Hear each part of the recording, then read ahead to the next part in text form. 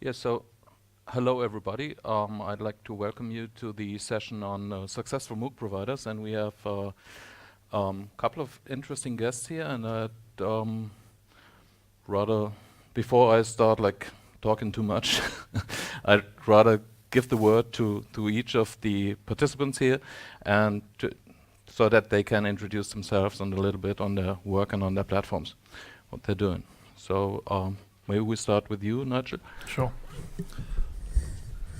I've had strict instructions on how to use this microphone, so hopefully you can hear me. So yeah, my name is Nigel Smith. I'm the head of content at FutureLearn, which means I run the team who work with all of our partners around the world developing and delivering courses. We are based in London.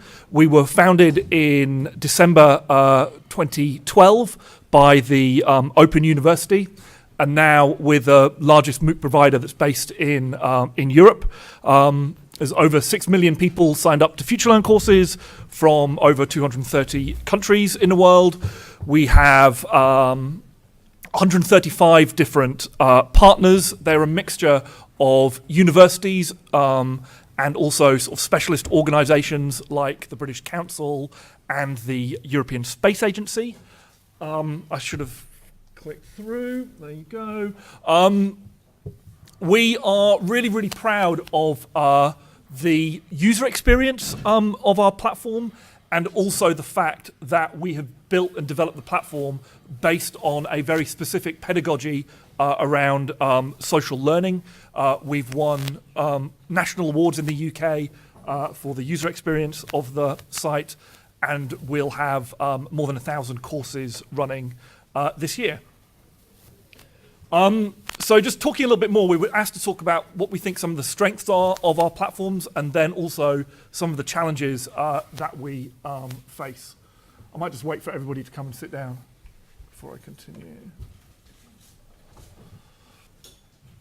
Okay. So it's cut off the end of the slide. Okay, great. So we feel one of the real greatest benefits of teaching and learning on FutureLearn is this focus on social learning. If you can see here, what we've done is tried to take elements that are familiar to learners from their use of social networks and deploy them in an educational context. So learners on FutureLearn can reply to each other, they can follow other learners. So in this whole mass of thousands of learners, they can use these sort of functionality to create their own smaller cohorts. Since October 2013, which is when our first courses ran, there have been 21.6 million comments left on FutureLearn as of Thursday when I checked that last. So what's great about this is, that obviously generates a huge amount of data, useful data for our university partners, but also for universities, they have this amazing benefit of exposing all of their students who take their own courses to this really diverse global cohort of learners that they're learning from as well. So thinking about challenges, these are, a lot of the challenges as universities face. So you can read all of those, and often, digital is often, I think, listed as its own separate challenge, and we feel sort of very strongly that digital really encompasses all of those things. So I think there's an interesting opportunity for our university partners to use us as a partner to drive the digital transformation of their own organizations. But in terms of how that kind of fits with FutureLearn's own challenges, like other platforms, we have got an ambition, obviously, to be financially sustainable. A lot of the platform developments that we have made have kind of gone in that direction. So there are obviously challenges in terms of priorities about how do we help our partners deliver a lot of these ambitions while also kind of maintaining sort of FutureLearn's ambitions as well. Mark? So I'm Mark Haseltine. I'm the CTO at edX. My group is actually hosting the Open edX conference, which is going to happen immediately after the Emoocs. edX actually just celebrated its 5th anniversary a couple weeks back. We have over 11 million learners on our platform now, 1,500 courses, over 100 partners. In terms of success criteria, I feel like we've been successful largely due to our university partnerships. I wish I could say it was solely because of the platform, but it's largely because of the content. And our partners are really collaborative and help us kind of push the capabilities of the platform forward, and really stretch us to do a lot more than even we thought we were capable of doing. And these partners are all over the world in lots of different languages, all trying to do really interesting, innovative things. OpenEdX, which is the open source version of our platform, so all of the code that we run on edX.org is given away, so you can download it today. Offered in 32 languages, over 50 countries. We have about 300 instances that we know about that are running that code. Many of them are universities, over 130 are different universities. Many of our partners actually run the open instance as well. It's a collaborative, vibrant community, and in growing in adoption. We know, again, of at least 8 million learners on OpenEdX platforms, and that's growing.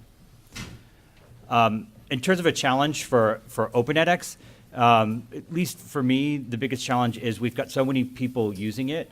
It's a challenge to keep us all on the same page about what it is for and what direction it is moving in, to make sure that we can all benefit from the innovations that get added. Sites like edX.org are pretty high volume, whereas a lot of the folks using the platform don't have nearly those volumes. So trying to design features that work for both that scale and for the small end is tough, and it's something we're constantly managing. Eran?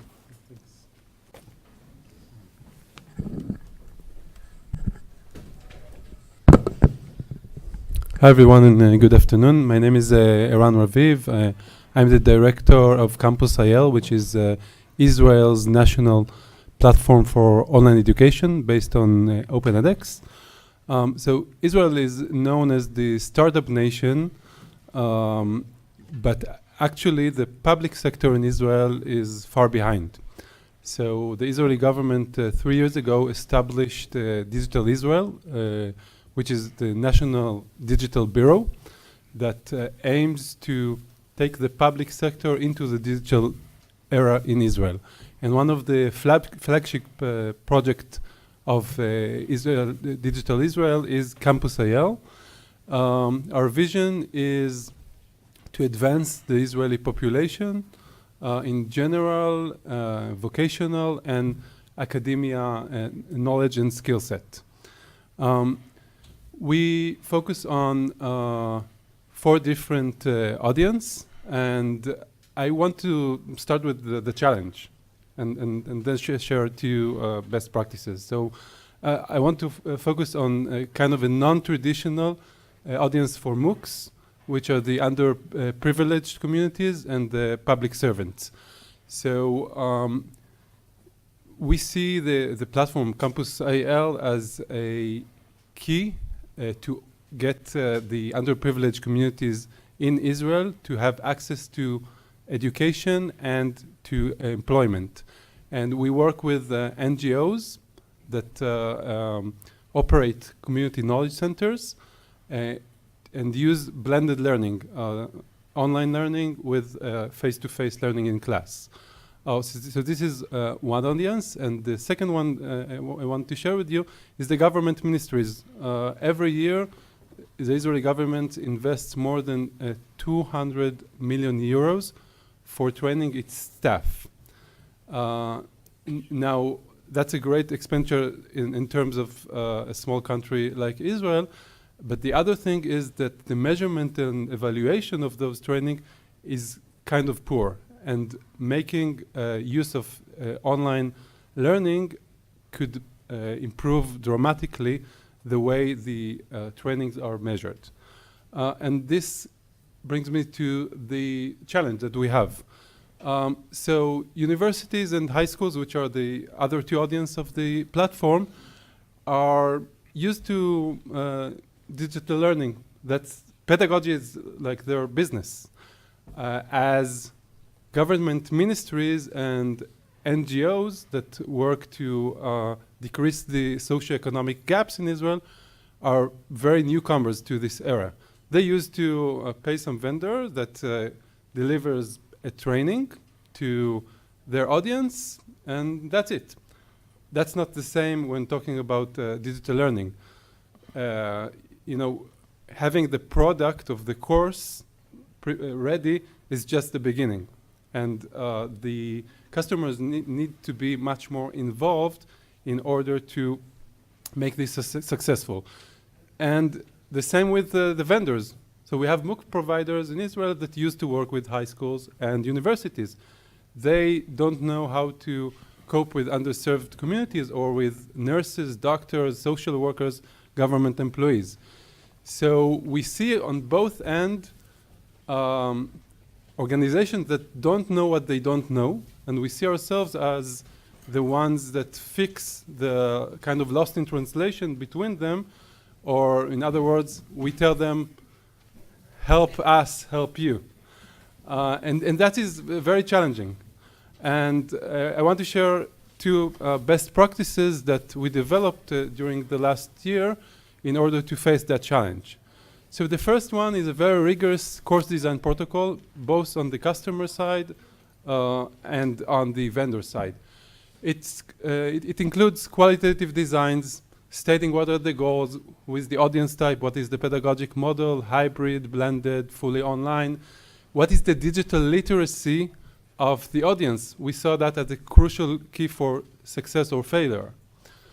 The second thing is we have a template for a design skeleton that gives you an overlook on what kind of pedagogical tool does your course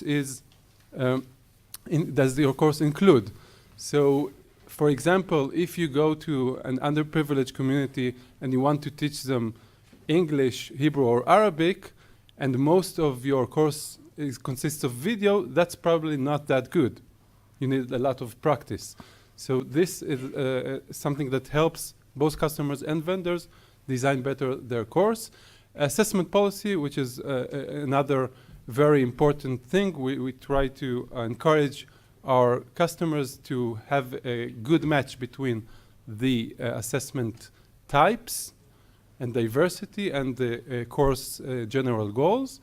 And lastly, production calculator. It sounds kind of simple, but actually we saw sometimes that customer is running out of money after module 4 because a lot of money was invested in videos or animations. So this tool helps them design better their timeline and budget.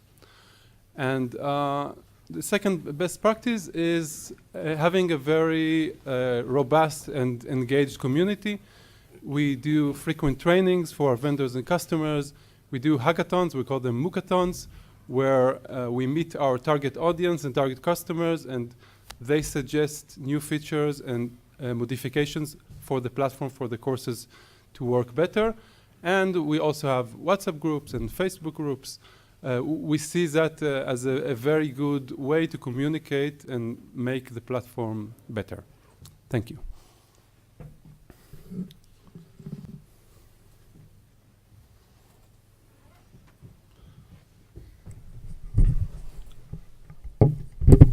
My name is Natalie Cernecka, and I'm Director of Partnerships, mainly academic partnerships, meaning with universities and higher education institutions in Openclassrooms.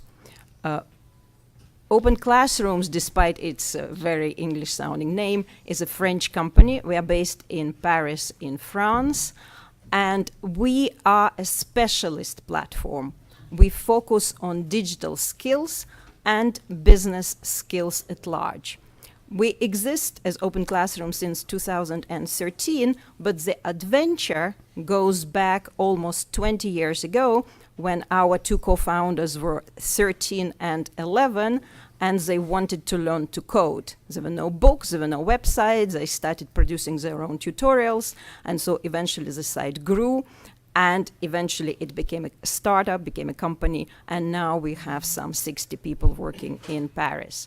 So, as I said, it's mainly digital skills and business skills at large, and our mission is making education accessible.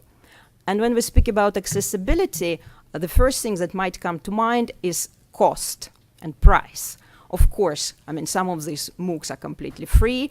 For others, you pay subscription of 20 euros per month. But accessibility doesn't limit to cost and price. It's also obviously physical accessibility. You can access it 24 hours a day, 7 days a week. It's completely self-paced. It's available online. And also, something is very important, pedagogical accessibility. Like many other platforms, we are very proud of our instructional design. We produce half of the courses with partners, with universities, but also with technology companies, for example, AWS. And half of the courses we produce in-house. We have a big pedagogical department with online teachers, which is a new profession, a new profile. Teaching online and teaching offline is slightly different activities. And we produce not only MOOCs, but also full-fledged online degrees, which last between 6 and 12 months. You receive a full degree, which is recognized in France, is recognized in Europe, and we're working on their recognition worldwide. And when we produce this degree, we start with the end and goal. What are the skills, digital skills, that a person will acquire at the end of the degree?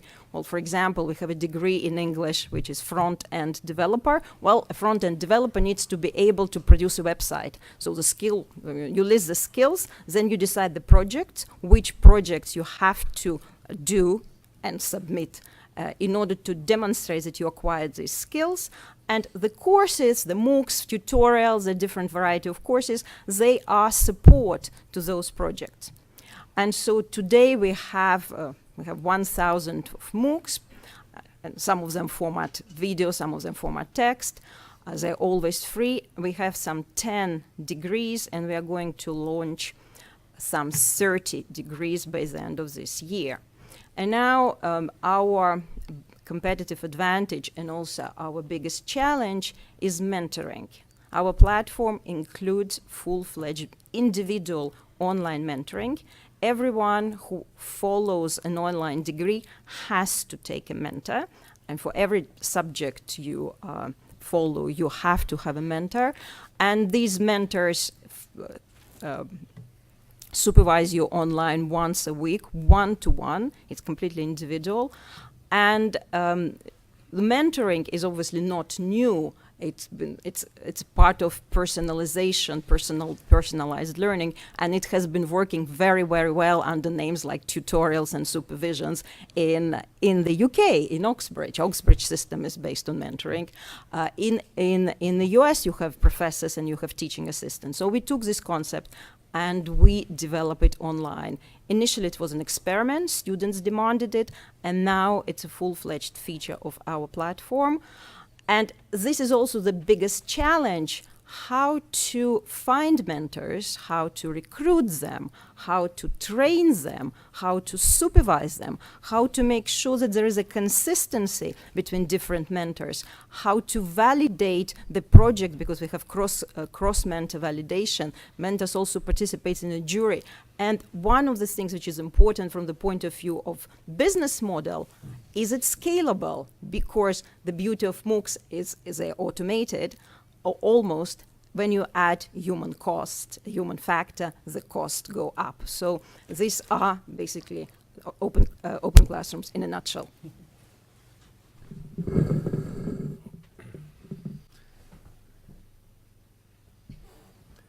Hello, the sign in front of me says Michaela Laemmler, who is a colleague of mine sitting in the front row.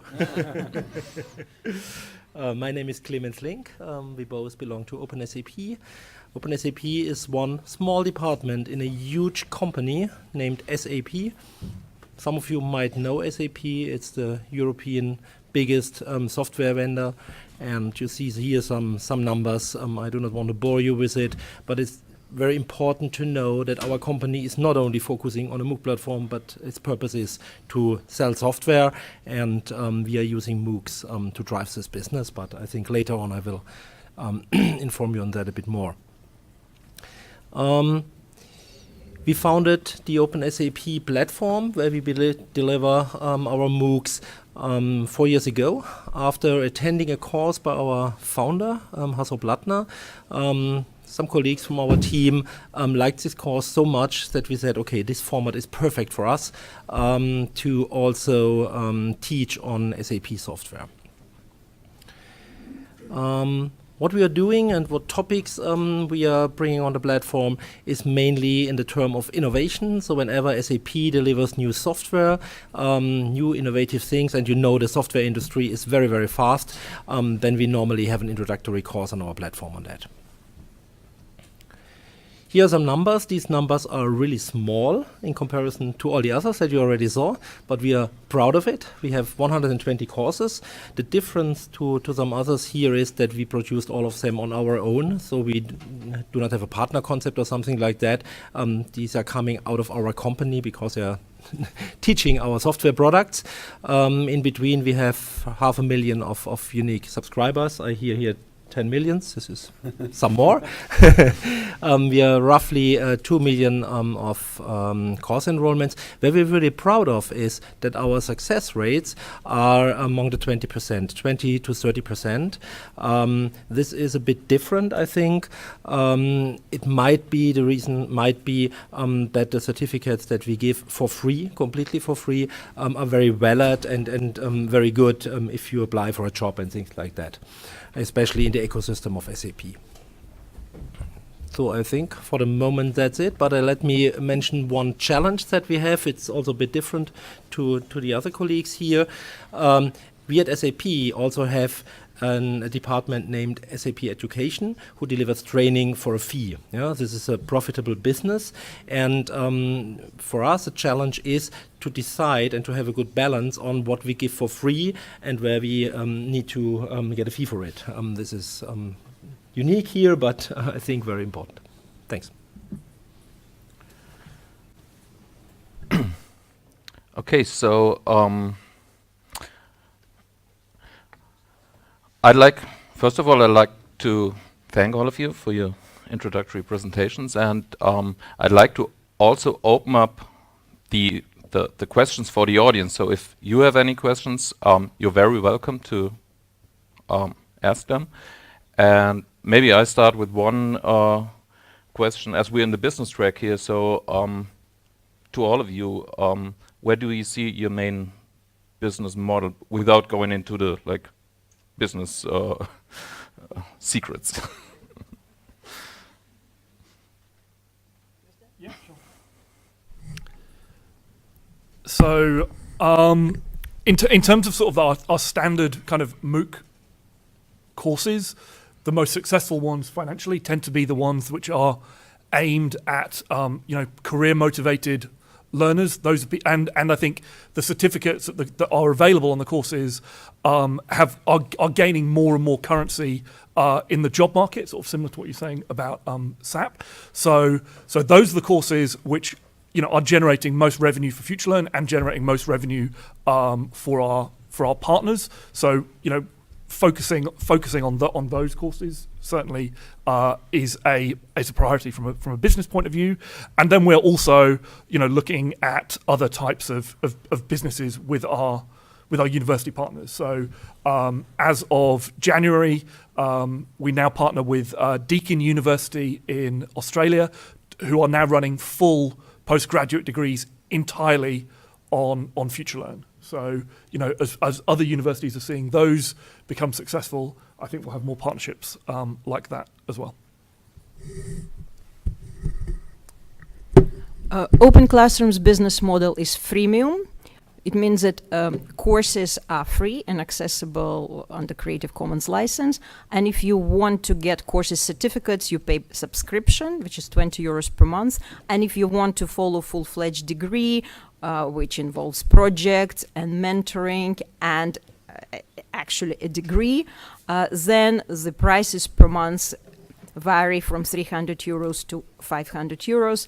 And we are both B2C and B2B company. And for a B2C market, the largest demand goes for those courses where people can have some degree at the end. And it's quite normal because we focus on digital skills, which is currently very trendy. And for B2B, the situation is slightly different. People who are working in the companies that don't necessarily need to have another degree. What they want is to learn specific block of skills and get certificates for those. And we are working on this offer as well. So for edX, we're really focused on programs of courses that help people achieve career outcomes, so kind of similar to what FutureLearn was talking about. We also have a freemium model, so all of our courses are free. That's actually very important to us, that there's a free track for every course. You have the option for a certificate to upgrade. There are additional services that some universities provide for that upgrade as well.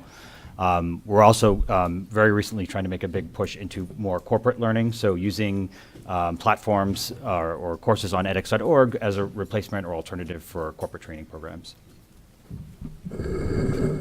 Okay, as said before, at SAP all the courses are free of charge, including the certificates, so there is no direct income. So it's a certain budget that we as a team have.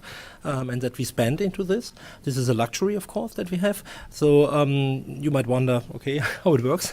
Spend money and no direct income. Yeah, on the one side, we drive the adoption of our software, of course. If we bring in new innovations into the market, then, of course, we also have to teach the world how to make use of them and how to really benefit from this software. And second, we see a nice correlation on people teaching themselves on the software and in the end buying this software. So of course, there is some relation between spending money and getting in. Okay, so as a government, by definition, we aim to spend money and fulfill our budget. But more seriously, our challenge is to develop an ecosystem in Israel. We do that by having budgets with the Council of Higher Education. Last year we spent around 27 million shekels giving grants to university to produce introductory MOOCs and flagship courses. This is one big project. Another big project is a budget of 70 million shekels, which is around $20 million for the education system, for high schools to have MOOCs as part of the learning. And another interesting initiative that relates to economics is Israel currently has a shortage of around 5,000 engineers for the high-tech industries. There are like many great ideas and great startups in Israel, but they need to use manpower from abroad because there are not enough Israeli engineers. On the other hand, we're full of lawyers. And there are like thousands of lawyers that, it has some bad influence on the jurisdiction system in Israel. And an interesting initiative that we have with the Council of Higher Education is to include a unit within your master's or bachelor degrees of about 60 to 120 hours that will help you make a change. For example, you have your bachelor degrees as a lawyer, and you could take 120 hours of course to become a Python programmer within university, and that's a work that the COH, the Council of Higher Education, did with the high-tech industry. So we're trying to use MOOCs to accelerate and find ways to resolve the shortage in manpower.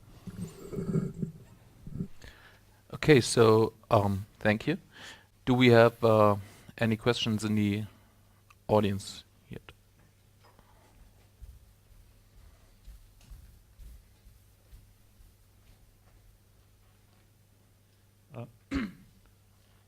Hello? Hello? Does it work? Yep. Okay. Yep. This question maybe is for Natalie or others if others have an answer. Who are the mentors? So are they working professionals or like PhD students or like somebody else? And working professionals are probably much more expensive if they're front-end developers in the companies. But students are cheaper, but the quality of mentorship will be lower and so on. Thank you. So the question was, who are Open Classrooms mentors? It's a mixture of people. It also depends on the subject. So obviously, mentors who train, who mentor a degree in basic web development, front-end development, or junior web development, they would be cheaper. We have 3 degrees in data science. Those mentors would be more expensive. And with respect to mentors' profiles, there are different cases. We have students, quite a lot of graduate students and postdocs, and this type of mentors, we create networks together with our partners. We also have working professionals who just want to supplement their income. We have people who are freelancers who started with 1-2 students, and then they became full-time mentors and they fully earns their living. It's important to remember that mentors are not left out alone in the wild. We have a person who has coordinated them, so that we sometimes organize events for mentors. They have to, in order to even apply for mentoring positions, they have to follow a course on Open Classrooms, which is course How to Become a Mentor at Open Classrooms. They need to get a certificate on this course. They have to observe a mentoring session of an experienced mentor. Then they observe themselves, and their session is recorded, and our mentoring coordinator looks through this video to make sure that things are fine. We are looking for specific profiles, which is very important. Mentoring and teaching for us are 2 different professions. Teaching, you imagine big professor standing and telling something very inspiring. Mentoring, someone needs to be humble, someone needs to be very patient, not arrogant at all. We don't accept mentors who are very good professionally, but who are arrogant, because quite a lot of our students, they have not been learning or haven't done that well in school. You really need to be very kind to be a mentor. So I would like to pose a follow-up question to that one. So you mentioned your business model is a kind of a subscription model, and the mentoring is already included in that, or do you have to pay on top on that? Right. So I mentioned that we have like many. We all have free courses, and it is really very important. I think we're all motivated by ideas that education, good quality content from top universities, top institutions should be available to people who don't live in Cambridge, London, Tel Aviv, or Paris. And then for us, we have a basic model, which is 20 euros, which doesn't include mentoring. And if people want to have a degree, it includes mentoring, and it's between 300 and 500 euros per month, depending on the type of course you take, and the mentoring is included. Okay, thank you.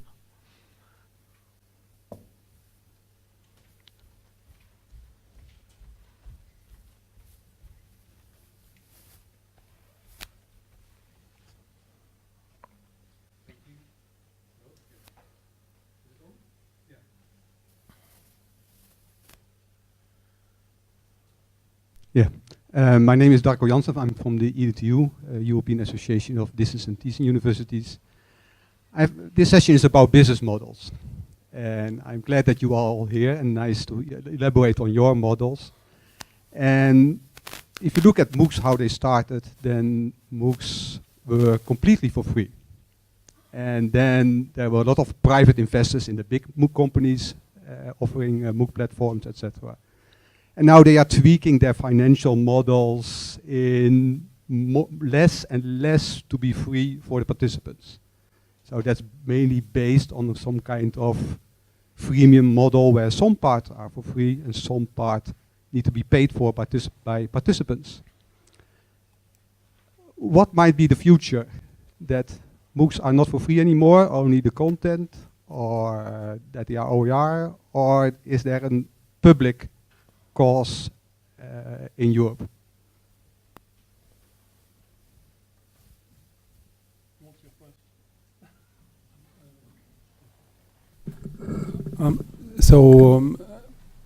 You know, there's a saying that prophecy, in Hebrew there's a saying that prophecy is for stupids.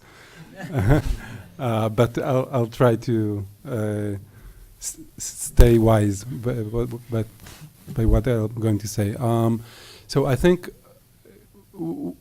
like fully online asynchronous courses should still be free. And I think the fact that most of my colleagues' platforms deliver a freemium model represents that. On the other hand, we see that that the percentage of the learners that actually finish and get certificates is quite low if you're just in the asynchronous methodology. And when you add one of the three other components, which are time, place, and social interaction, like face-to-face or meetups or synchronous sessions, those percentage dramatically increase. I think that's where the economic model lies. I think the Open Classroom is a good example for that. If you'll just take the asynchronous MOOC, so we know that probably around 10% at the best case will complete these MOOCs, and those will usually be the ones that come from Paris, Tel Aviv, London, etc. If you have a mentor, Natalie will tell you this percentage of completion of the course will increase dramatically. If you have meetups, if you have a steady time and place where you go to meet, even if that's online, also the percentage dramatically increased. And that's where in the operation model you need money. Natalia needs to pay her mentors money. We need to pay for this room. And so I think that's where the future lies, less asynchronous, less fully online, more of a blended manner, that if you would like to just consume the content, you don't need to pay. But if you want the help of a mentor, you want interaction, you want to study at a current time and current place, you need to pay for that. I'll just add something. I think there'll be a mixture as well, because I think the freemium model works really, if your motivation as a university is around, for instance, dissemination of research, you want to reach as many people as possible, and that freemium model, works very, very, very, very well for that. The course may be funded by research. But also what we found interesting at FutureLearn is that a lot of our university partners have got quite successful kind of businesses around teaching professionals, aside from the degrees, short courses for professionals. And their experience, over the last sort of, 3 or 4 years using FutureLearn as a platform, they've sort of are now coming to us and saying, well, we really, really like using your platform. Is there a way of kind of adapting it to make it actually work in that kind of model? So I think for a lot of cases, the business model around the courses will be dictated by the kind of the specific types of courses that the partners, want to deliver as well. So I'm the same like you asked. I'm also an addicted learner of MOOCs, and I truly hope that MOOCs stay free also in future. We at SAP, as said before, we decided to leave our courses for free also for the next years, of course, including certificates, but we are special, of course. We do not need a business model in itself, so the answers of my colleagues are much more important for you, maybe. I have one thing that also fits very well into this. We thought a bit different. We decided having them for free, but we wanted to have our learners really learn, so we have to give some pressure to them. So we did the following. We said we want to bring the people in the class when it's running. So there's a runtime of an OpenSAP MOOC where we bring content per week, that like we know from a lot of MOOCs, and where you have per week to do your assignments and so on, and at the end get points and certificates. Yeah. But after that, a course is self-paced, and we think a learner should be in the live class, yeah, so 6 weeks or however it is. So we say in this period, Here, everything is for free, including the certificate. But if we leave it open and you can do all the assignments whenever you like, then most of our learners says, I can do it next week or next week or next week. Yeah? So we decided you can do everything for free when the course is running, but you have to pay a little fee, $20, not much, yeah, after the course. But it should bring the people in the live class. Yeah? So for us, it's much more important that we have a vibrant feeling in the course, that a lot of people attend there, because then there is a valid discussion, and then we get a lot of information from the learner. So it's not a teaching from us to the world, it's more we are learning from the questions that the learners give to our software and so on. So a complete different thing. Yeah, I hope it also helps here. Yeah, so I have a question. Hi, I'm Chantal Williams. I work with Coursera. Many of your platforms have, I can stand up so you can talk. Hello. Many of your platforms have learners around the world, and so I'd be curious to hear more about whether you have a regional approach and if there are specific countries where you see the highest potential. Sure. So edX is available all over the world. We have learners in most countries. We have some issues just in terms of getting content that is relevant to the people in those regions. So where we have relevant content, we tend to get learners, kind of makes sense. And our regional approach is largely around partnering with institutions in the region and trying to get the best content so that we can provide for the learners. We're also, in fact, we're announcing at the conference, we're trying to translate the site to help with the adoption across the globe. But today, most of our content's in English, so we've got some challenges there. I will say a couple of words. I will say a few words about Open Classroom. So we are based in France, and our largest market, obviously French-speaking countries. Our content today is 80% in French, and we're developing content in English and in Spanish, which means completely localized content with a platform which is completely available in English and soon in Spanish. And the French-speaking audience is also global. I think 60% they are in France. We have a very large following in Francophone Africa. And there is a huge potential for development there. Also, we are a social enterprise, and we have partnerships with a regional employment agency. Today we have is French, obviously, but also with Moroccan and Tunisian, by which we give free access to our low cost 20 euros for our 20 euros premium services for free for registered job seekers. And obviously in those countries it's quite important to have access to high quality resources. So Francophone Africa also demographically is developing, and so we're seeing great potentials there. And once we launch in Spanish, we're obviously looking at Latin America. So at FutureLearn, I said we're very, very similar to what Mark said about edX. But one thing I would add is that a lot of it is also down to our partners' different global ambitions. So the British Council, who are one of our partners, who their main aim is kind of promoting English and the adoption of English in different countries. And they have got a huge, they've got offices in most countries and quite a lot of marketing effort. So we see as soon as they start the India campaign on one of their courses, it goes up massively. But also one of our partners is the London School of Hygiene and Tropical Medicine, who develop a lot of courses for people working in health crisis areas around the world. And again, they have got really great networks in those countries, and essentially they market. Essentially they do the marketing and kind of attract the learners in those regions kind of better than we would.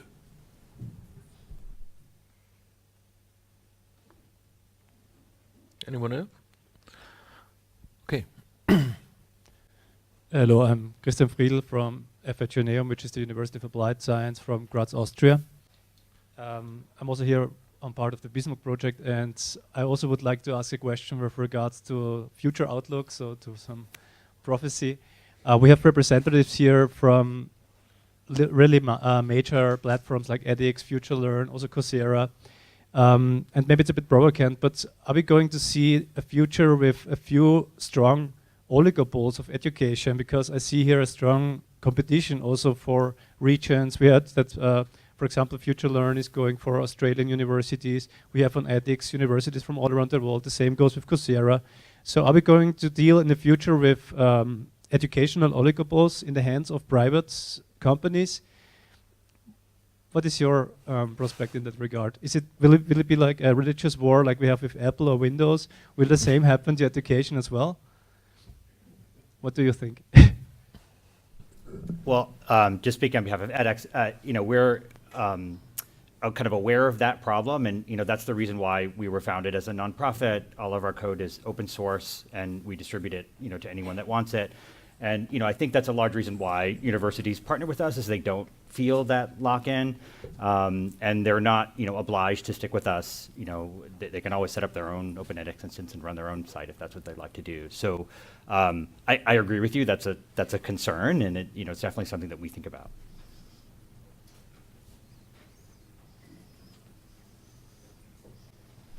I think I sort of agree with Mark about the where. Obviously, it's an issue that we're thinking about, but also it's quite interesting. We have got partners and increasingly partners who work with, they'll work with us, they'll work with edX, and they'll work with Coursera, and that happens quite a lot. It's quite interesting. Those of you who were at Tim O'Shea's address this morning, the way they work at Edinburgh is essentially, kind of leave it to the academics to see which platform is going to serve the needs of their needs best. We don't license content. All of the content on FutureLearn is 100% owned by the people, by the universities who create it, and they can reuse it again, in any way they like. So I think it's going to be. I think it is slightly. I think sort of the Apple Google analogy is not quite accurate, because also typically, our partners have got quite a lot of power as well in these relationships, I think. I just would like to add on this topic of competition between the platforms. We are still all in education, and if you look at education offline, is Stanford and Harvard, are they competitors? Of course they are. I mean, do they think about it every day and try to beat each other in any possible way? Probably not. So we obviously compete with each other, but we sit quite calmly here and don't sort of bite each other and try to fight.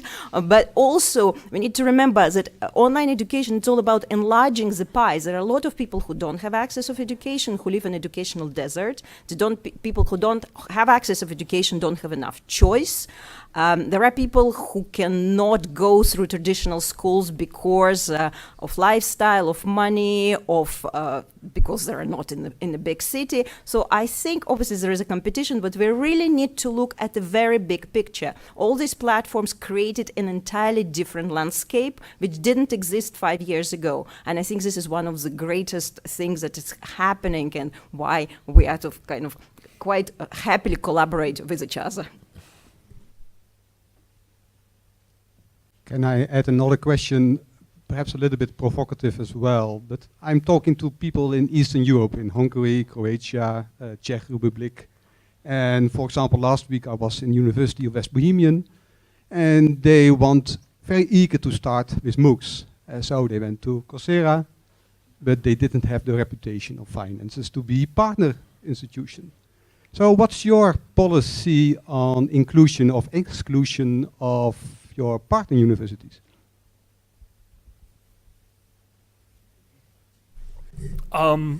So at FutureLearn, I suppose to some extent we are exclusive in that there is I think all of the universities we work with, I think, are in the top 300 QS rankings, and I think one reason we've done that is sort of sustainability and scale. It's very if we worked with the way FutureLearn works, we're not Open edX. We are sort of essentially a proprietorial platform, and the way things like our quality assurance work, we couldn't operate in the way we operate now if FutureLearn was available to every single university in the world.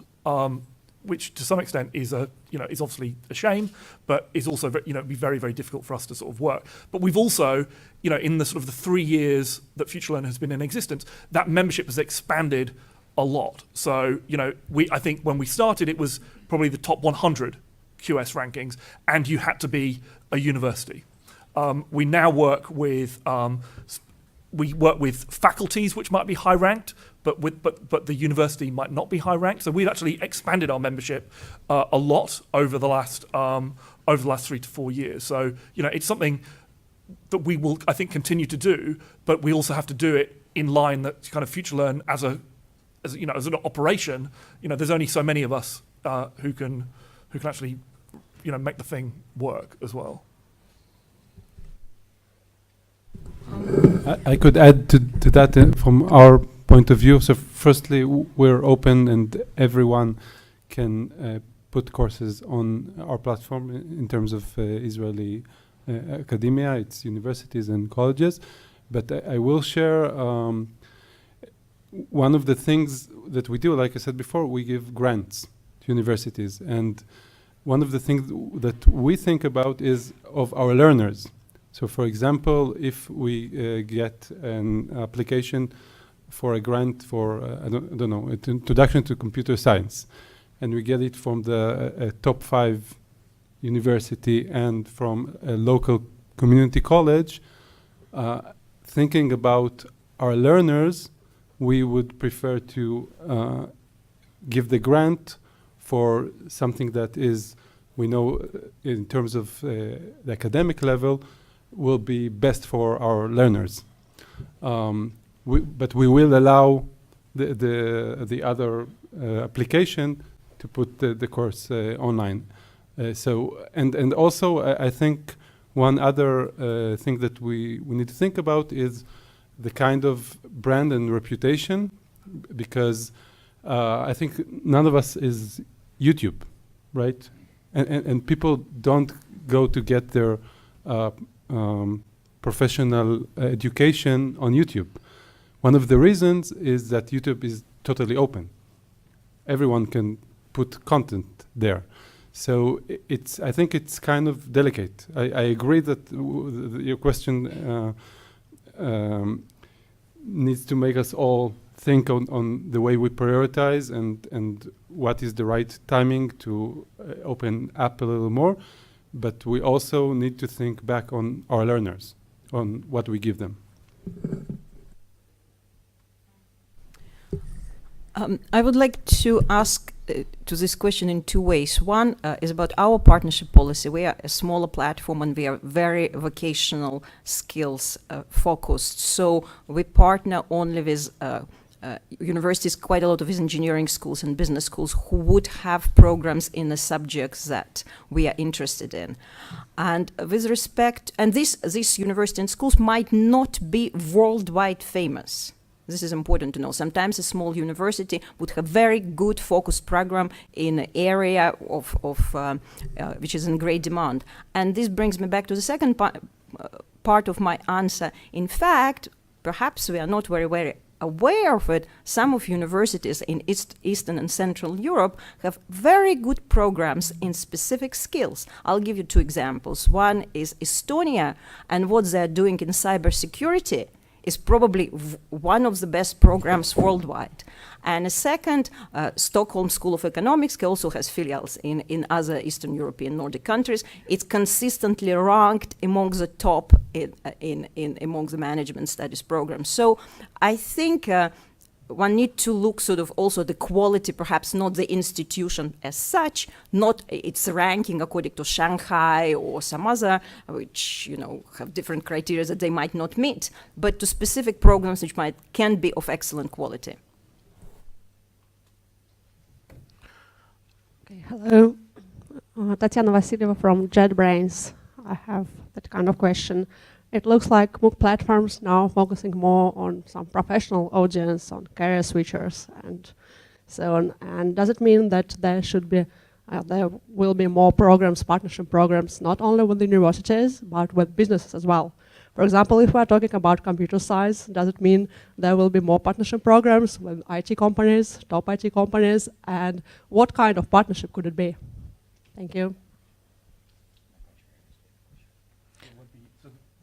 So the question was, because a lot of the MOOC platforms are having a much more professional focus, will there be more courses delivered, I think not from necessarily from universities, but from companies that might be experts in those areas, tech areas? Yeah, primarily.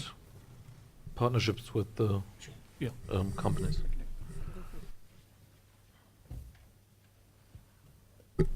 So at edX, we have expanded beyond just universities. So some corporations are providing content on our platform. Microsoft, in particular, has a pretty large program on edX. I would say we're really focused on what our learners want in terms of content. So many of them are after those sorts of programs, and so what we're trying to do is provide the content that they're asking for. We understand our learners really well. We spend a lot of time and effort understanding the types of programs they want to see. And hopefully we've got a variety of programs that meet those needs. But I do think that corporations have a role in providing content. I don't think it's at the expense of universities. It's complementary. And the type of content they're offering is slightly different. It's usually more narrowed focused, usually shorter programs. Likewise, we have some content created by companies, by bigger technology companies, Google or Microsoft. We're going to create the whole learning pathway with AWS. And also sometimes we create content together with very small companies which are not that well known, but we can provide very valuable content. I'll give you an example. In France, there is this digital agency which is called Good Morning Creativity, and they created several MOOCs how to facilitate business meetings thanks to doodling. And it's quite interesting. So we do create content with business companies, and perhaps it's a two-way street. So the business companies also need to be aware of these opportunities and go to and meet the platforms and suggest some content. I can also add here, we are doing exactly that, what you asked for. We are only delivering from a company, but we are also approached by other companies, especially the huge SAP partner companies approaching us and asking if they can make use of the platform and so on. We did some experiences. They were very good, but very small so far. But we think we can expand our platform here and also allow some SAP partners to do as soon as our team is ready for that. I think a key thing to keep in mind, and we're surprisingly hearing that more from the industry than from the universities, is to have a very open dialogue between the industry and the universities. We heard one of the industry high-tech in Israel CEO saying, I don't need people that know code, that know the syntax. I need people that understand algorithms, that understand in a deep way, in a manner that only university can teach. So what we're trying to do is to put around the table the industry chief learning executives and the deans from the relevant faculties to work together on the content in a manner that everyone will have what they need. Like sometimes universities content will not be as relevant as the industry wants, and sometimes manpower that goes to the industry with a very shallow knowledge won't be good enough for the long term.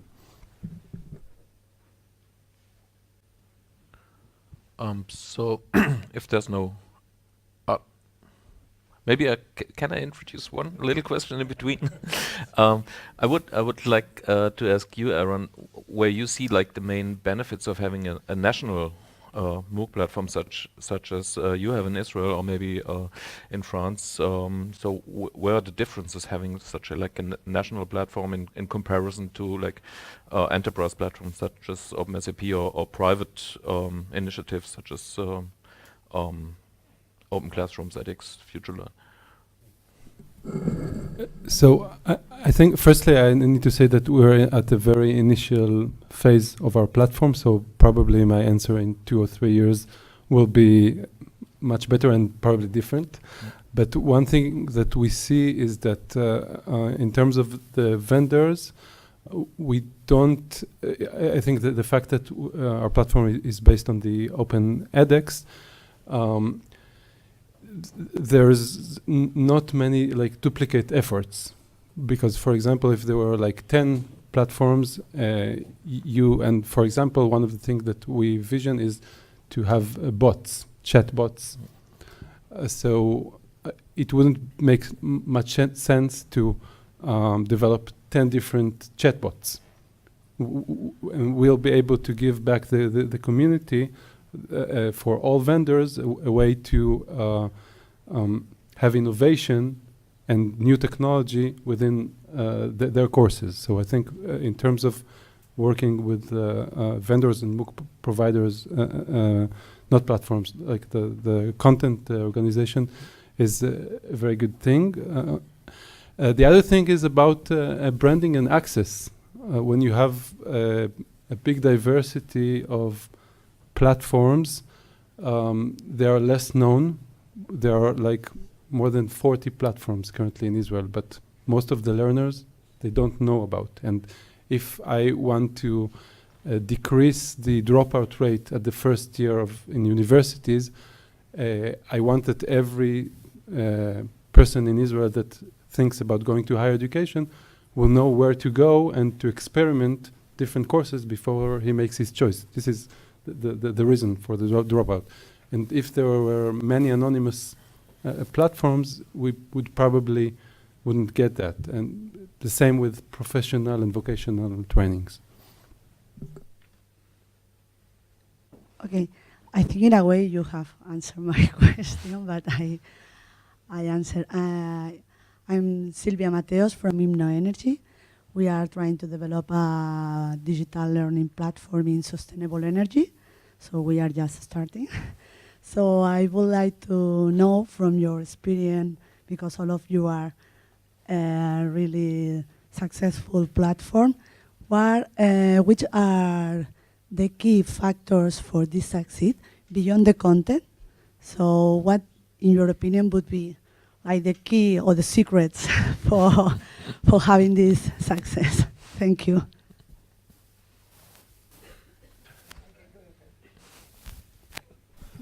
Well, yeah, you said accept the content, but I mean, I think that is, first and foremost why people come to your platform is for the content. Certainly we feel like a lot of our advantages come from just understanding our learners and what they're doing. So a lot of the data that we're able to collect and use that to build better products, to give it back to the university so they can build better courses. That's a big source of success as well. We do a lot of user studies and kind of understanding how our users use the platform, what types of features they want. People talked a lot about online video conferencing and things that we're starting to see emerge. You're starting to get a lot of like one-to-one content, kind of direct communication to course staff, things like that. That's all emerging. I think that's the interesting thing about online education in general is it's got a long way to go. I still feel like, as everybody said, we're just at its infancy. Our penetration rates are so small, but you can see where it's going, and a lot of the technologies emerging are directly applicable to what we're trying to do. So at least in my head, I kind of see the future. It's just a question of how quickly we can get there.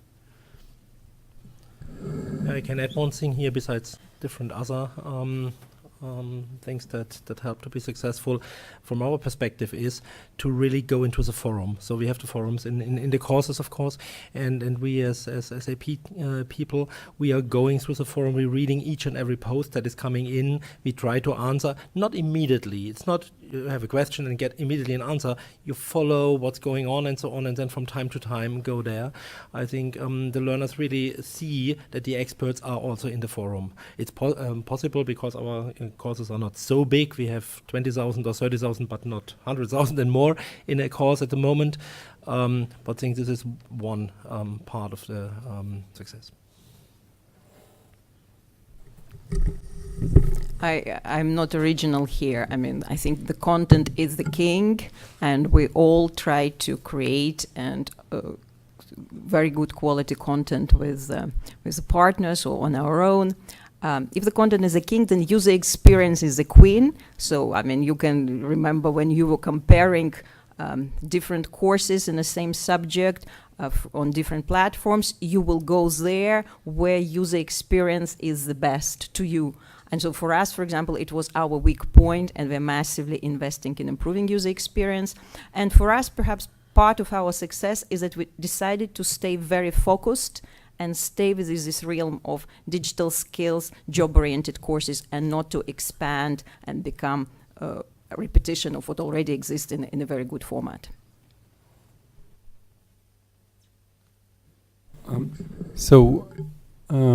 Mark was saying why people go on the platform. As I see it, the reason people leave the platform is, like Natalia said, it's user experience. I'll share with you a small story regarding that. So, like I said, our platform is still at its developing stage, and we still don't have a mobile app. So, for all the pilot courses that we're running, the first thing that we say to the course staffs, your learners must go on laptops or desktop computers, because our platform is still it's functional on a browser of smartphones, but the user experience is very poor. It works with the X generation, but the statistics that we have on the Y generation taking the course, that's the first thing that they said, don't take this course on mobile. More than half of them take the course on mobile. I mean, because that's the way they consume content, and we see that many will drop out because of a bad user experience.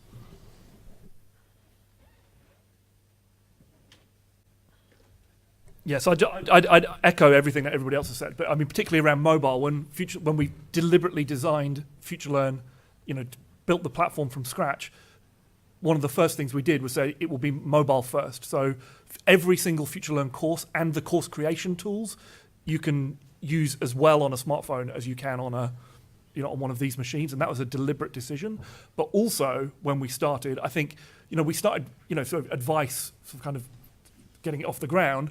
I think start with quite limited ambitions as well, because one of the challenges we had at the beginning was a lot of our partners who took a leap of faith. They joined FutureLearn before the platform even existed. Lots of people with a huge amount of experience in distance learning. Obviously, we're owned by the Open University. The Open University create lots and lots of our courses.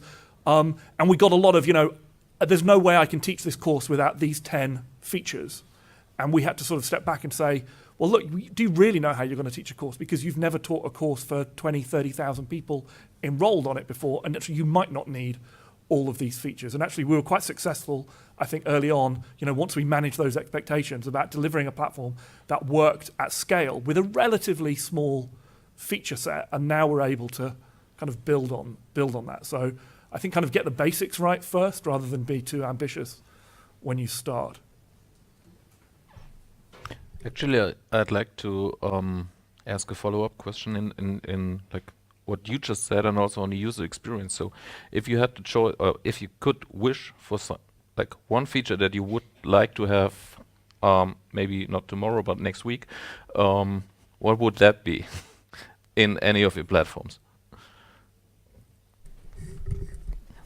My one question is very simple, because something I really want it to happen very soon: artificial intelligence. Artificial intelligence that would adapt somehow to your personality and anticipate what you want to learn and where you have problems. So I'm eagerly awaiting arrival of artificial intelligence and mass into online learning.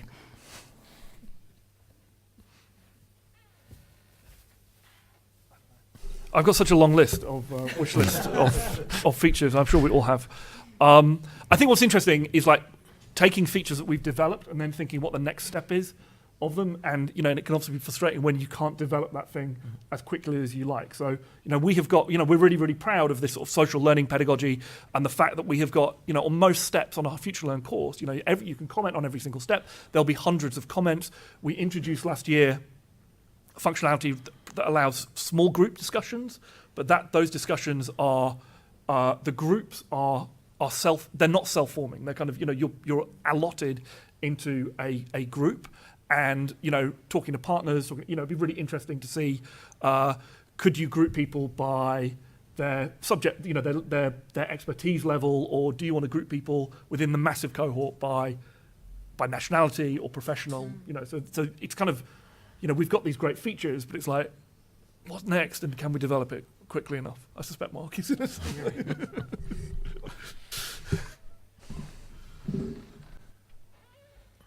Yeah, that's a really dangerous question for the head of engineering. But we have a variety of different.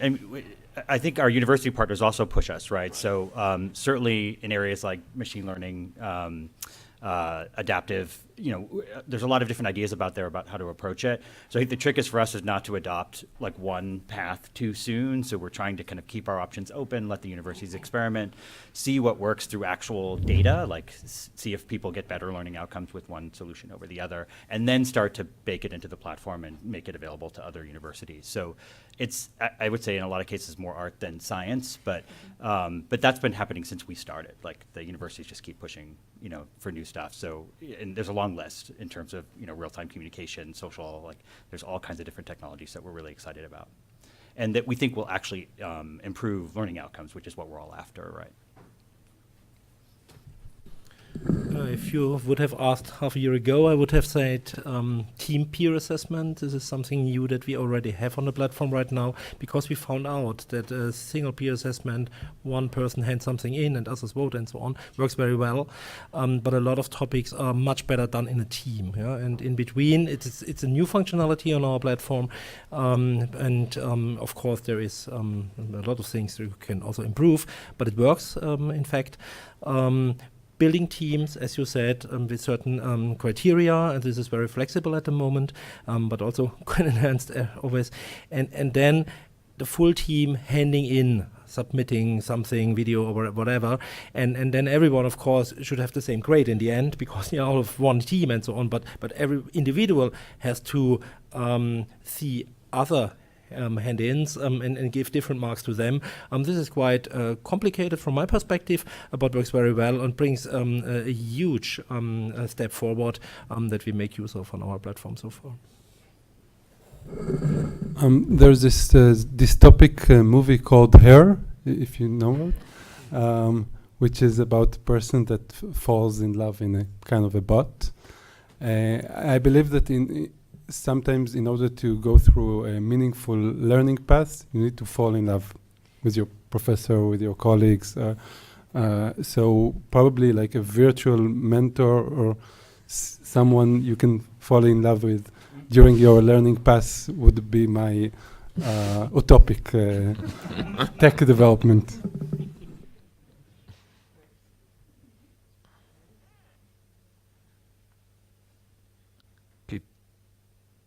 Do we have any further questions from the audience?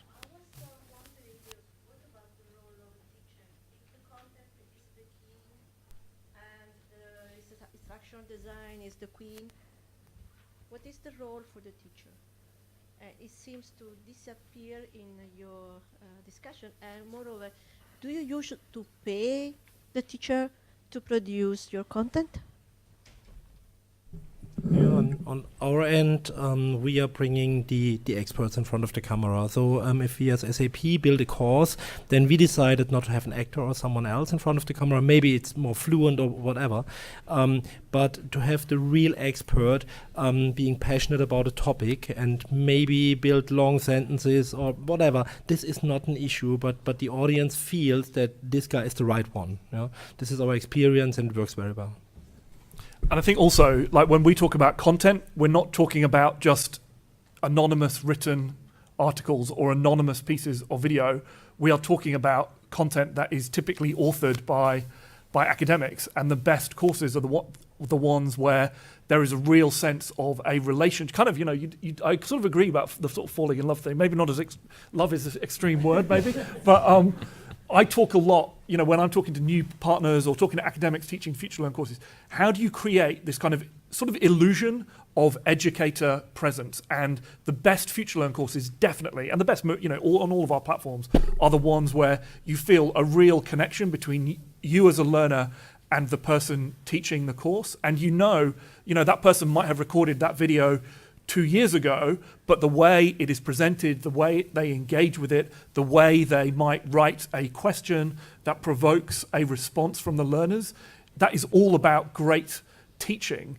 And one of the most exciting things in my job is meeting academics who have taught FutureLearn courses, who have found that actually the process of teaching these asynchronous courses has completely transformed how they then go about teaching in the classroom. And I think one of the coolest things about our platform is what we've deliberately tried to do is not try to make a platform where, if you think about how am I going to teach bigger, you might automatically think, okay, well, I know a lecture, that's a big thing. I'm used to addressing 300 people. Let's just kind of amplify that. And what we have really tried hard to do is try to kind of recreate the sort of the seminar experience.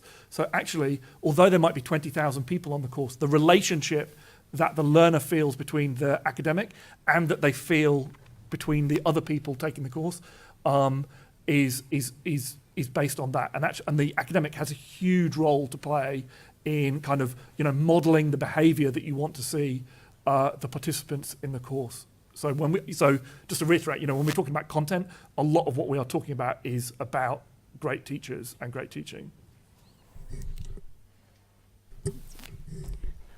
When people say to me that teaching profession is disappearing, I always like to reply by a quote from a German poet, Heinrich Heine, who said that if I had a son, I would prefer him to be a bread maker or a teacher, because there always will be people who want to eat, and there always will be children who need to learn how to read and write. So the teaching professor is not disappearing for sure, and this great content that we are all creating, it's not created by magic. There are human brains that work, and the fact that there is now instructional design, actually instructional designers work together with teachers. And likewise, one of the most exciting parts of my job is when I go to meet partners, and there will be some top professors, and they try to figure out, together with instructional designers, not how to teach bigger, but how to teach better.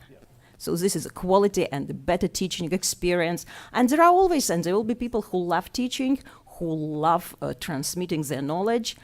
And some of them might be not that interested in research, and online learning gives them this opportunity to be the great teachers. And so for us, it's paramount. It's of paramount importance to continue this, to sort of really put an emphasis on quality teaching, so much so that we actually create another fully online degree in how to be a teacher, how to be an online teacher. So definitely the profession will stay. Yeah, I definitely agree with what everybody said. I mean, one point to add too is one big advantage of platforms like ours is we can give the instructors back all the data about what their students are doing, and it helps them improve their class materials and improve their instructor techniques. So it's a real, at least at the scale that we're operating at, I mean, that's just data they wouldn't get any other way. So, teaching 1,000 students a semester at a course, it would take years to get the same amount. So it shortens the cycles, it helps tune the content, it helps, again, get better outcomes for the students. So, but it is all, we do talk about content as if it is some kind of faceless thing, but it's all about the teachers that are driving it.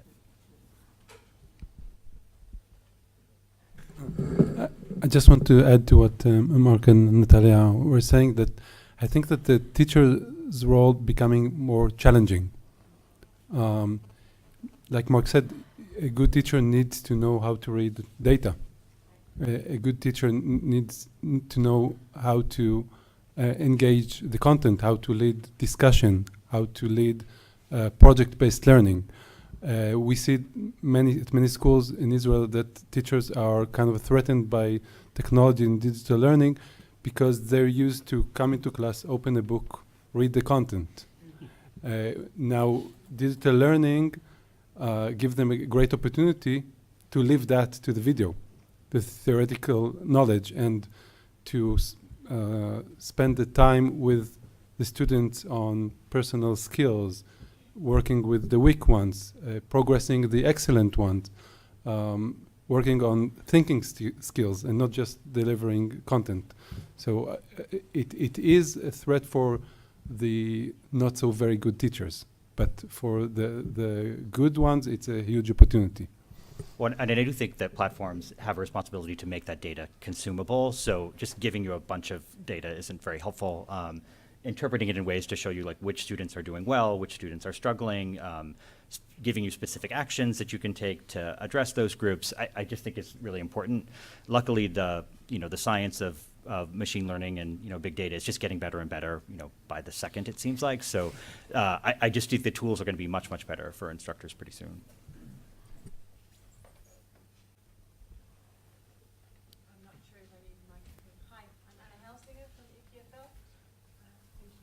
Talking about business models, you're probably also looking at cost, not only on how to make money from all sorts of extra services that you offer with your MOOCs. Oh, do I have to turn it on? Oh, okay, like this. At EPFL, we've been creating quite a few MOOCs, and one of the things that we always tend to forget is the cost at the academic side. So we do have calculations of the production and post-production of video and everything. So the whole center that is built to produce the MOOCs, but the academics put in quite a lot of hours. We kind of tend to forget that because if we start to calculate that, then I'm not sure, And only a few of our MOOCs actually make money, come to that break even or even go beyond that, but only if we do not calculate academic time. How is your experience there?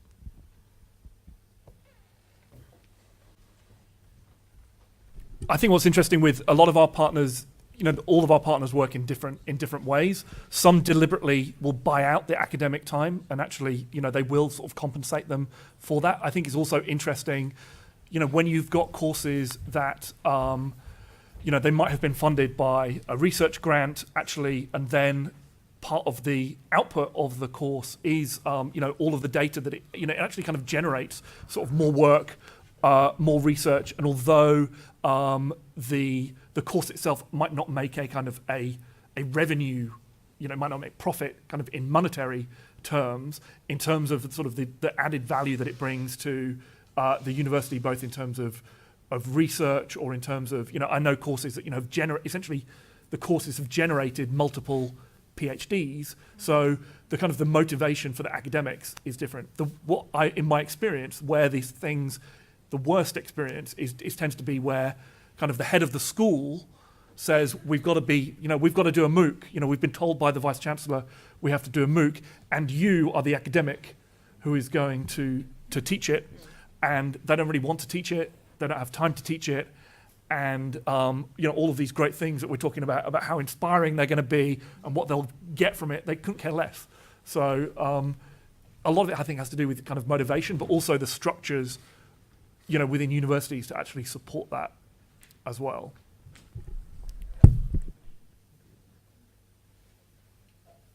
I think. Go ahead. Just not much. I agree. Every university operates differently. It's very hard to generalize on that topic. So, I agree. Some courses, are, I would say, targeted at very large audiences. They're kind of easier to monetize than others. But that's not always the motivation. So, at least for us, we do try and understand, what the motivation is for the course, and try and support them for whatever the outcome is that they're trying to achieve. I think one thing to think about regarding the cost reduction or getting back the investment is POCs, is trying to think who are the other universities that can use my course and how do I use my best professors for other universities or colleges. We see that it's quite challenging. Because not many universities would give up their core course and use a different university course. But I think in terms of business model for universities, this could be a good thing to face the challenge. And we do try, and we do think a lot about the cost of producing an online course and ways that we can help that technologically. So I do think, you know, at some point you have to produce the content, but you know, there are ways that we can make that quicker, easier, or cheaper. And we need to continue to do that, I think, going forward. Yeah, I also agree with everything that was said. Some universities among our partners, they would pay the time out, pay out the time of their students. We have our own teachers, which we obviously pay. Also, there is another human factor, mentors, which are obviously paid. Some of the courses that generate revenue, we share this revenue, and obviously, we all want to make the courses cheaper and keep the cost production lower, and probably it will come from technology and not from the human side. Okay, there's one question in the back. My name is Rita, Pauletta, also from Innoenergy. And in a session dedicated to business related to MOOCs, I've heard also, of course, very interesting things about the importance of content, the importance of teaching, the platforms. But my personal experience, that I'm in this quite recent business, is the reaching to the market. There are so many MOOCs, there are so many platforms, and so many things out there, that sometimes I have the notion that I can have very good content, and specific in my case that we're producing only courses oriented to sustainable energy. So we're not, like you said, focusing in one specific subject. And I think one of my bottlenecks, or the experience we're facing, is the marketing and communication. So any feedback from your side? It's not only like the secret, but how did you deal with what is out there and how to get to the customers? I will start perhaps because I don't have the numbers on the top of my head, but continuous education, corporate education, lifelong learning, it's a multi-billion-dollar business in the world. And if you look at it, quite a lot of it is very inefficient. I mean, there are all kind of inefficiencies, and that's why the fact that there are many MOOCs and YouTube and tutorials, whatever resources there are, I think it's a very good thing. Obviously, we all have marketing expenses. Also, partner universities do it.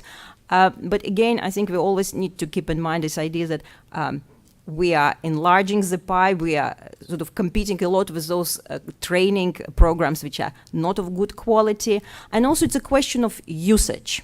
It's a question of usage. Some of the sectors were very reluctant even to try out MOOCs, and now they embrace it wholeheartedly. So I don't give you a very helpful answer, but perhaps it will give you some perspective. I also have an unuseful answer. I think this is a part of the challenges of the digital era. I mean, the death of center. How can we know we find out the next Picasso or Leonardo da Vinci? You know, because there's so much content and MOOCs, and probably marketing is not the sole or the only answer. That's, by the way, one of the reasons we chose to make a national platform to try to deal with that in a sort of manner. But still, I think this is a huge challenge for humanity, like in the digital era. So sorry for not helping that much.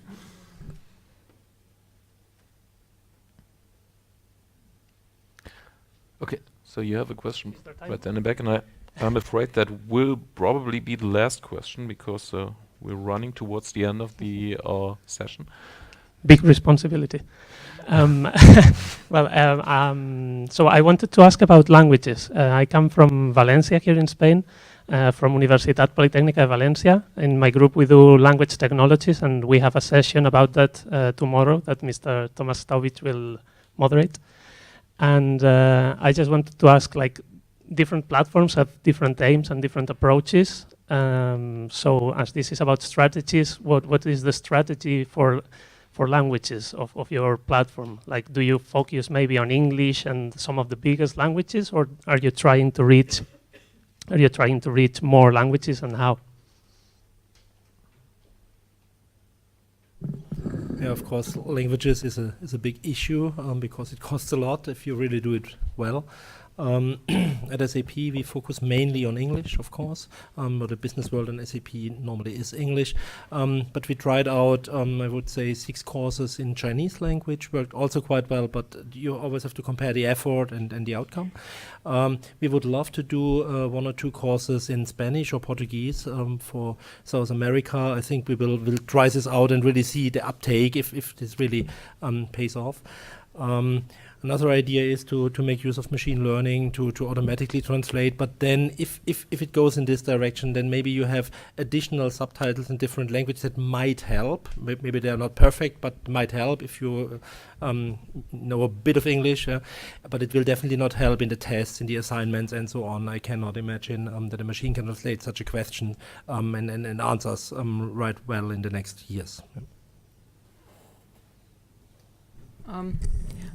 So we have made a strategic choice. There are 3 languages in which the courses are available and 3 languages in which the platform is available. First, French. Well, we're a French company. We are the leader in the French market. So we want to keep this position. And so we invest still quite a lot in French courses, also because of interesting demographics outside of France.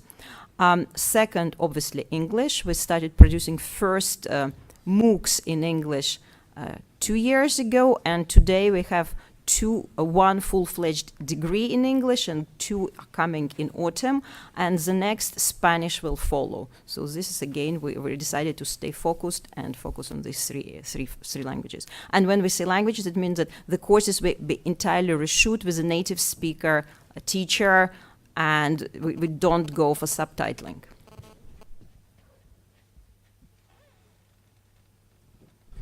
So our platform is entirely in English, and we kind of don't have any sort of immediate plans to make the platform available in different languages. What we have done is, for a long time, you can provide multiple language subtitles, and we have provided courses in Spanish, in Chinese, in other, a handful of courses in other languages. So the content is all non-English, but the platform remains in English. And we'll continue sort of experimenting about that. With that, I mean, the other interesting challenge kind of relates to an earlier point. Unless we are kind of focusing on like the big global languages, like Spanish or whatever, thinking about other European languages makes kind of, it's quite hard to reconcile the idea of a massive course with, a relatively, not a global language. So again, kind of like I was talking earlier about, when we think about how we prioritize stuff, it's a big challenge.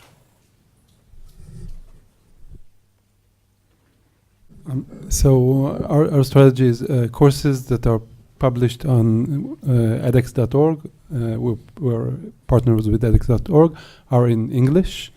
And since a big part of our audience in Israel is people that come from underserved communities, so both the platform is, the interface is in English, Arabic, and Hebrew, and the courses are in Hebrew or Arabic.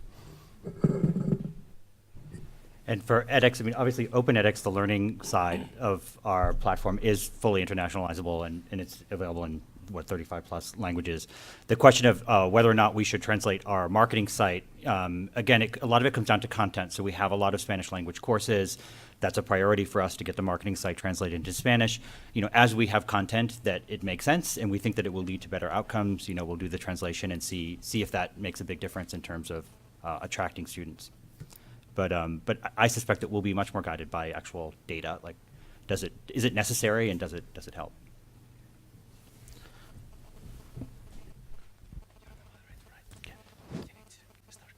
Yeah, I know. Okay, so yeah, as I said, that's going to be probably the last question, and I was just told that it has been the last question.